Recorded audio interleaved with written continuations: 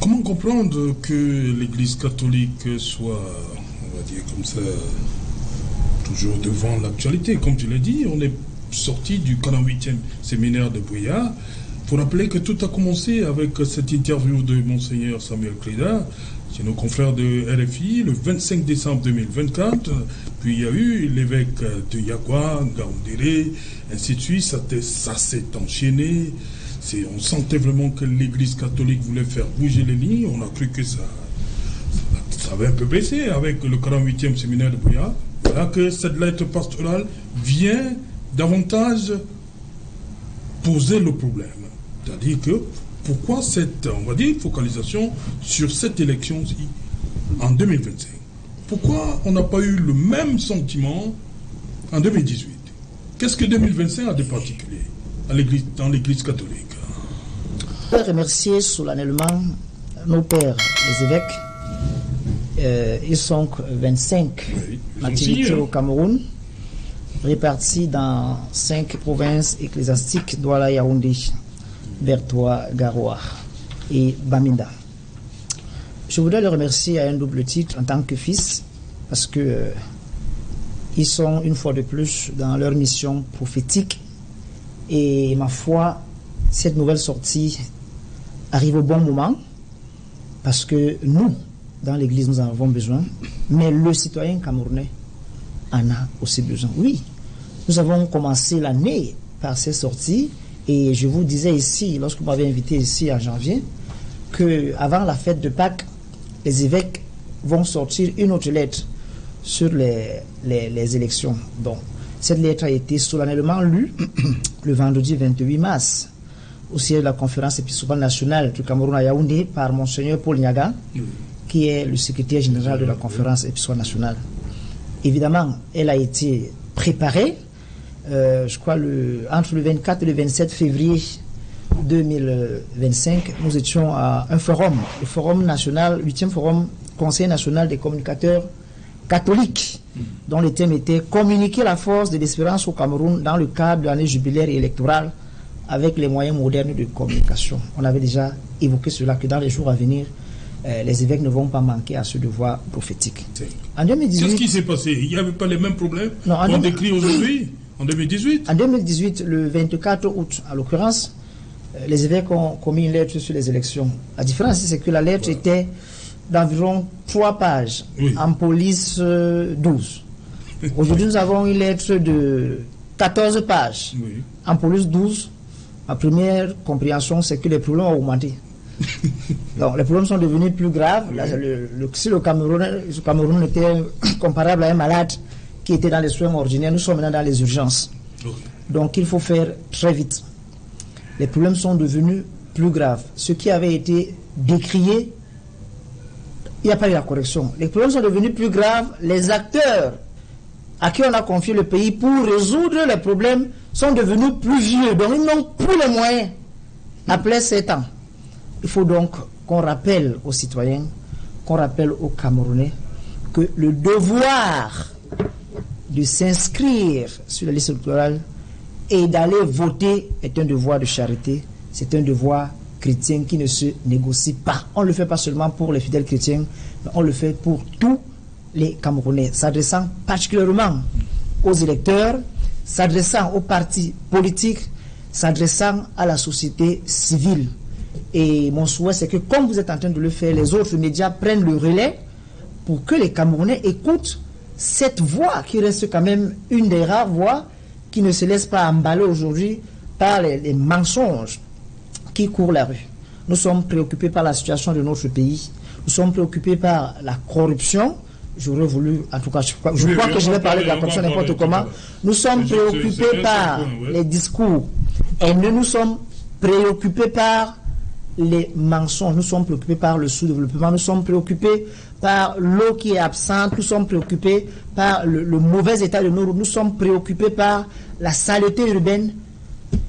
Si on n'avait pas d'espérance, on ne serait pas sur l'équinoxe ce soir pour dire aux gens avec les évêques, faites attention, au candidat que vous allez choisir? Nous sommes dans une république aujourd'hui où les gens doivent s'exprimer. Ils ont également la latitude de s'exprimer sur un certain nombre de choses. Sauf que tout de même, je voudrais ramener un certain nombre de choses à l'endroit. Une république, ça fonctionne avec des instances et des institutions qui ont une spécialisation en la matière, tout simplement parce que cette spécialisation elle est nécessaire quand il s'agit de résoudre un certain nombre de problèmes qui sont pointus. Mais également, cette spécialisation-là est importante quand il s'agit d'établir des responsabilités. Et sur la base de ces déclarations-là, je peux bien imaginer qu'il y a un certain nombre de personnes qui ne comprennent pas aujourd'hui la tendance que prend l'Église. L'Église est là pour édifier la foi.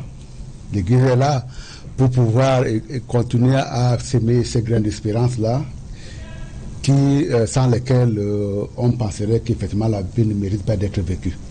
L'Église est là pour tout le temps pour nous rappeler effectivement que nous sommes nés pour pouvoir servir l'humanité, pour pouvoir assurer éventuellement sa continuité, tout au moins dans les règles encore plus améliorées que les nôtres. Il y a un certain nombre de propos que l'abbé a prononcé tout à l'heure et qui me semblent vraiment totalement à la limite, j'allais d'une certaine légèreté. L'autre chose également, fondamentalement, que l'Église nous enseigne, c'est ce devoir d'humilité là, lorsqu'il y a des jugements à porter. Par ailleurs, je vois très mal l'Église, celle que nous avons connue de tout le temps et celle de mes parents, rentrer dans une histoire de faire des tri entre des personnes. Et quand l'Église se transforme à édicter des critères de sélection à une candidature quelconque, je me pose bien où est-ce qui lui donne cette possibilité-là de le faire. C'est pourquoi j'ai dit non, vous aimez souvent dire sur vous RDPC, l'Église a un agenda caché? Non, je ne me préoccupe pas de problème d'agenda caché. Je considère que l'Église, en tout temps, agissant comme étant une agence sociale, a également cette possibilité-là de parler, à condition que cette règle d'humilité-là puisse accompagner son action. Parce que quand je vois l'Église parler des problèmes de stratégie, des problèmes d'économie, des problèmes de telle autre chose, je me demande très bien si on est en pleine flore ou bien on veut effectivement édifier les âmes sensibles que nous sommes. On est vraiment totalement hors sol. Est-ce que l'Église aujourd'hui a les possibilités de juger, a des instruments aujourd'hui pour pouvoir juger de l'efficacité de politiques publiques? Bien entendu, on peut se contenter parce qu'on a reçu, ou alors on s'est occupé, comme ça a été son cas 15 ans plus tard de vie sacerdotale, qu'on s'est occupé des malades. Et on peut penser effectivement que c'est temps occupé au courant d'une journée, je veux dire des personnes qui étaient des déficients mentaux. On considère que toute la vie de la nation se résume à cela. Il y a un certain nombre de choses qui sont faites.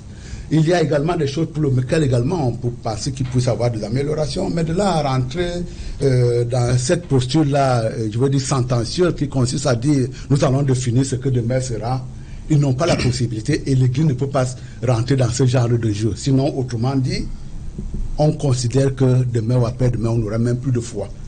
Parce que quand l'Église elle-même se met à juger un certain nombre de personnes avec des instruments qui ne sont pas à sa disposition, je crois qu'il n'est pas dans sa mission. Nous pensons effectivement que nous avons besoin d'une religion à l'intérêt de la société. Nous pensons également que nous avons besoin également que les institutions républicaines puissent fonctionner avec une certaine efficacité, mais de grâce, chacun dans son couloir, avec des instruments qui sont les siens. Et encore une dernière fois, je reviendrai sur ce critère d'immunité-là, avant de porter un certain nombre de jugements, assurant que nous-mêmes, déjà, nous sommes confortables par rapport à ce que nous faisons. Et deuxièmement, que nous avons suffisamment une grille d'analyse assez fournie pour pouvoir porter le jugement dans tel ou tel secteur. Si c'est un camarade, quelqu'un qui s'est opposé, pourquoi vous pensez que, parce que chaque fois il y a quelqu'un qui est opposé à une institution, dès lors qu'il a parlé, cela va valoir parole d'évangile? Et je voudrais terminer là-dessus, puisque l'abbé parlait tout à l'heure. Attention, on n'est pas là en face d'une parole d'évangile, là. On est là, on est ici. Non, 25 évêques constitués. elle devient à ce moment-là une parole d'évangile. Non, c'est le clergé. C'est une opinion qui a été émise quelque part. L'Église, c'est la conférence épiscopale. C'est une opinion. C'est la conférence épiscopale. Très bien, une opinion émise par un certain nombre. C'est 25 évêques qui ont signé. Très bien. Oui. Je vous répète tout simplement que ça demeure pour cela une opinion exprimée par un certain nombre d'évêques de la République. Et pour cette raison-là, on ne peut pas non plus estimer que c'est devenu une parole d'évangile. Okay. Par ailleurs... C'est bien une parole d'évangile pour nous. Non, pour vous, oui, mais pour vous, c'est pas pour moi. Je vous dis seulement que ça ne peut... Citer l'écriture. Si le Seigneur bâtit la maison, des paroles d'évangile... Les bâtisseurs travaillent en vain. La parole est donc effectivement de paroles d'évangile. Émile Mourin, comme étant un livre dont l'intitulé était Non-lieu pour Jésus, et également de mystifier un certain nombre de choses. L'Église ne voudrait pas qu'on rentre dans cette dynamique-là, où on commence également à discuter de leur activité. Elle n'est pas parole d'évangile, pas plus qu'il y a un certain nombre de documents sur lesquels nous nous appuyons notre foi et sur lesquels nous prenons source à ce que nous croyons, nous ne croyons pas, ne constituent pas des paroles d'évangile. Ils ont la possibilité de les mettre. Oui, très bien. Mais en ce qui me concerne, pas plus que la Bible d'ailleurs, ce n'est absolument pas une parole d'évangile. Je pense que l'Église catholique est dans son rôle, notamment à travers cette sortie-ci, que ce soit au niveau de la forme que du fond. C'est pourquoi vous voyez un peu ma gêne quand je suis face à des personnes qui ont toujours ce problème-là avec la vérité. Je pense que le raccourci qui est vite fait, vous l'avez constaté sur votre plateau, c'est de rentrer dans un procès de l'Église catholique. Moi, je trouve ça... Enfin, chacun peut avoir son idée sur l'Église catholique. Je ne le dis pas en tant que fils de catholique et moi-même catholique, ou bien encore issu d'une famille fortement catholique. Chacun a le droit, chacun a son opinion sur l'Église. Mais je pense qu'en off, au début de cette émission, Serge Arlin, je vous ai demandé de pouvoir lire, pour le bonheur des téléspectateurs, le portrait robot en 10 les 10 points. qualités requises. Il fallait les lire. Oui. Si vous les aviez lus, on n'aurait pas assisté à tout ce survol philosophique avec des maladresses et parfois des propos un peu prétentieux. L'Église est dans son rôle. Il faut le dire aux gens en français facile. Dans son rôle, d'abord en tant que garant de la morale, l'Église est représentée par ces hommes qui sont comme des bergers. Je pense que l'abbé, à l'entame de cette émission, a dressé ce que je pourrais appeler aujourd'hui une peinture de notre société, avec tous les maux que vivent les Camerounais. On a du mal à penser que c'est 65 ans après les indépendances. 65 ans après les indépendances, moi je sors de Newbel il y a quelques minutes où j'ai laissé l'obscurité depuis hier. Je n'aurai pas de honte à vous dire que en arrivant sur ce plateau, j'ai pas pu prendre de bain, donc une douche, parce qu'il n'y a pas de l'eau.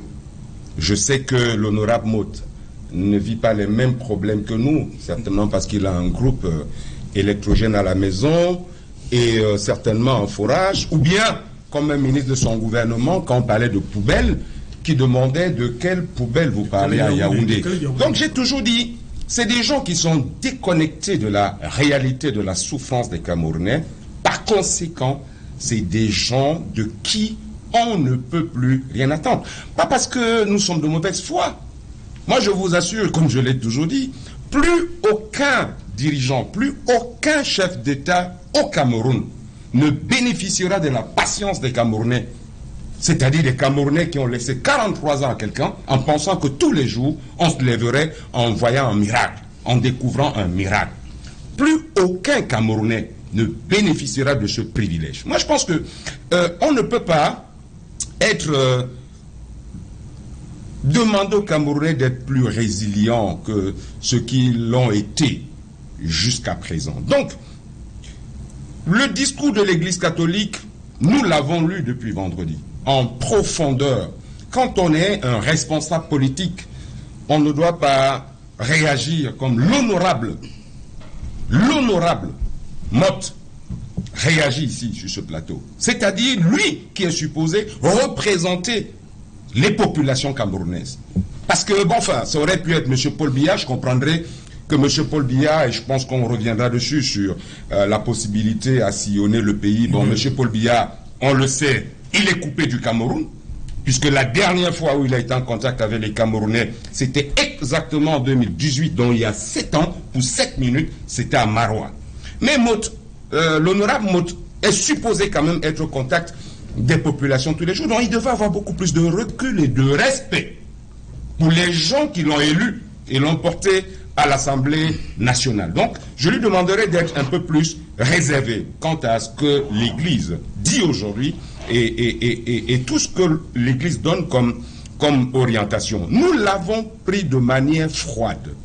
On s'est dit, voilà une institution sérieuse qui veille au bon fonctionnement de la République, qui souhaite et dresse un portrait robot. Le portrait robot, c'est pas... Vous avez peut-être semblé dire que, bon, ce n'est qu'en 2025 qu'on a découvert ça. Non, non, non. L'Église le fait depuis. Je pense que peut-être que l'abbé reviendra dessus. L'Église l'a toujours fait. L'Église a toujours dressé le portrait robot. L'Église a toujours souhaité, pour ses fidèles, d'accord, définir un ensemble de critères de qui pourrait mieux gérer un pays, et notamment le Cameroun, qui est un pays dans l'abîme. Vous avez dit qu'on devait insister sur le point 4. Le point 4 qui parle notamment de la... C'était capable de sillonner. De sillonner le pays durant le mandat, au moins une région. Enfin, je veux dire qu'ils sont gentils. Mais une fois pendant son mandat. Ils sont gentils, mes pères de l'Église catholique. Ah, vous aurez dit quoi? Mais j'aurais dit une région tous les mois. C'est-à-dire tous les mois, une région. On ne peut pas avoir un pays à bâtir, où tout est à refaire, dans l'urgence, comme l'a dit l'abbé, et ne pas avoir un véritable chef chantier. Moi, je ne suis pas là pour discuter de son âge. À 92 ans, il y en a qui courent aujourd'hui le mountain race à Boya. Je ne sais pas employer son âge. D'accord? Mais ce que nous, on veut, c'est d'avoir un chef chantier. C'est-à-dire, quand on dit, on est en train de construire un stade d'Olembe, c'est-à-dire à 10 minutes de son palais, qu'on puisse aller visiter. Quand on dit qu'on est en train de construire un marché, le marché d'Etoudi, c'est exactement à 50 mètres en face du palais. C'est un marché qui dure depuis 23 ans. Aujourd'hui, la route est complètement coupée à ce niveau. Quand je parle, les populations d'Etoudi m'écoutent. D'accord? Quand on demande de faire l'autoroute, on n'attend pas 12 ans pour faire 60 km. Mais tout ça, c'est parce qu'on n'a pas un véritable chef chantier. Je vous assure, si on était dans un pays sérieux, et si les évêques m'avaient fait l'honneur de m'associer à leurs travaux, je leur aurais dit qu'il faut un chef d'État qui visite au moins un chantier toutes les semaines. Okay. C'est le minimum qu'on puisse faire au Cameroun pour rattraper. Parce que les gens pensent qu'on a un pays à construire. Non! On a un pays qui a été déconstruit. Il faut travailler au moins pour revenir au niveau que M. Biya a trouvé en 82. Pour cela, il faut travailler d'arrache au moins 50 ans. Pour, je dis bien, ramener au niveau 82 ce que quelqu'un a déconstruit et détruit en 43 ans. Donc, c'est un chantier où on a besoin d'un chef d'État qui est vraiment alerte, un chef d'État qui est aux côtés des Camerounais tous les jours. Donc, moi je dis, la lettre des évêques, je me sens très bien à l'aise. J'aurais proposé encore d'autres conditions. Et je suis d'autant plus à l'aise que nous en servons au sein du mouvement pour la renaissance du Cameroun comme une boussole pour nous améliorer et pour être à même de répondre aux attentes des Camerounais. Les évêques s'adressent au parti État RDPC. Et je crois qu'Honorable Samuel Motte est l'exemple typique de celui à qui les évêques s'adressent. Quand j'ai suivi toute sa démonstration, j'ai regardé son doigt, j'ai vu qu'il est fidèle d'une paroisse. Je voulais lui demander s'il peut nous donner le nom de son évêque et si le dimanche prochain il ira à l'église. Dommage pour vous, je suis protestant. Et je suis fier d'être protestant. Très bien. Très bien. Ok. Je crois que là, l'incident est clos. Je comprends pourquoi. Je suis protestant. Je comprends pourquoi vous vous évertuez à détruire d'autres églises parce qu'ils ne sont pas des protestants aux multiples branches comme vous. C'est pourquoi vous le faites. Non, je voudrais dire, il y a un exemple qui m'a beaucoup intéressé. L'exemple du regretté cardinal Toumi. Tout fièrement et tout courageux, il a peint le cardinal sous un angle qui n'est pas le sien. Très bien. Sous un jour qui n'est pas le sien. Comme quoi c'est quelqu'un qui aurait initié un projet avorté. Maintenant, vous avez opposé le 5e pilier des évêques. 5e pilier selon lequel il doit se souvenir pour développer que l'apartheid était basé sur des lois et des institutions. Que Hitler fonctionnait avec des lois et des institutions. Et que sous Vichy, on avait tout ça. Et que s'il a oublié, il faut lui rappeler le rôle de Goebbels. Donc, vous voyez, quelqu'un a dit que lorsqu'on visite un pays, on ne cherche pas les institutions, on voit la façon dont les petites lois qu'on a sont appliquées. Revenons à son unique exemple du cardinal Christian Toumi. J'évoque les Saintes Écritures qui disent qu'au commencement était la parole. Le RDPC parti État n'aime pas la parole. C'est pourquoi les évêques disent il faut pouvoir écouter et dialoguer. Capacité à écouter. La capacité à écouter et dialoguer manque à ceux qui sont aux affaires depuis 42 ans. Vous voyez dans quel état se retrouve Honorable Samuel Motte. Il est gêné de savoir, comme ils savent le faire, que quand il parle, il y a du répondant en face. Non. C'est de l'eau bénite jetée sur ces gens qui sont allergiques au dialogue, à l'écoute. Il y a une vidéo qui circule depuis l'autre jour, il se moque de moi. C'est de vous moquer. Riez bien. Tout le monde voit. Il y a une vidéo qui circule qui est le reflet de la bêtise politique. Quand je vois un député de la nation, président d'un parti politique, dans un domicile privé, et qui dit domicile privé veut dire respect des institutions, en train de tenir un meeting avec ses membres, et qui pour des raisons saugrenues est interrompu. C'est à peine si on ne l'a pas aspergé de boue, parce qu'il manque l'écoute et le dialogue. En démocratie, si vous ne pouvez si vous ne pouvez pas vous parler et vous écouter, c'est de la dictature. C'est de la dictature, c'est-à-dire vous prenez. Vous n'avez pas de choix. Donc j'aurais souhaité que nous commencions par le commencement. Au commencement était la parole. Et le deuxième exemple que je vais prendre, c'est que Honorable Samuel, je ne sais pas comment vous avez fait pour le choisir, ou bien c'est lui-même qui s'est choisi en lieu et place de quelqu'un. Il est le bienvenu pour ça. Parce que vous voyez, dans la constitution que j'ai réalisée aujourd'hui, il y a l'une des missions de l'État, la mission sociale. La mission sociale. Et le ministre de l'administration territoriale l'a implémenté en ces termes. Personne ne doit jeter l'huile sur le feu. C'est-à-dire, chacun doit trouver les éléments qui calment ou bien qui éteignent le feu. Mais Samuel Motte n'est pas dans cet état, honorable Samuel Motte, il n'est pas dans cet état. Il est dans l'état de la flamme du RDPC. Ça doit consumer sans qu'il n'y ait de pompiers. À défaut, pour lui, un pyromane. Non. Non. Même dans le RDPC, peut-être ce sont des écarts de langage chez eux, mais l'Église catholique, comme il a juré, il a vomi en disant fièrement je suis protestant. Effectivement, vous ne pouvez pas vomir. Est-ce que vous me laissez? C'est une vomissure. Laissez-moi finir. Très bien, je prends bonne note. 5e pilier, il faut pouvoir écouter, dialoguer. C'est ça. Je vous ai écouté. Dialoguons. Donc, vous voyez, les prêtres sont dans leur jeu. Et quand je vous entends les vomir, j'ai l'impression que vous avez oublié que dans la Constitution, il existe un chapitre sur les traités et les conventions. La relation entre le Cameroun et l'Église catholique, c'est une relation contractuelle basée sur les traités.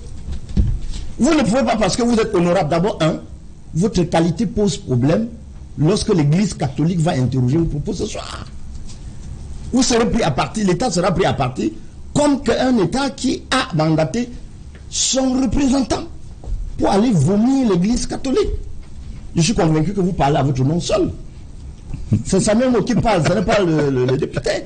Parce que pour dire les 25, pour dire que les 25 qui sont les 25 titulaires, mandataires de l'Église catholique au Cameroun ont parlé. Vous pouvez mettre les paroles d'évangile. Oui. Ont parlé. Et que vous veniez banaliser. Ça veut dire que vous êtes en train de dire que ils ne font rien, ils n'ont même pas le droit d'être là. Non. Sachez écouter, sachez dialoguer. Soyez social dans votre parti. Il vous manque de la sociabilité. Merci.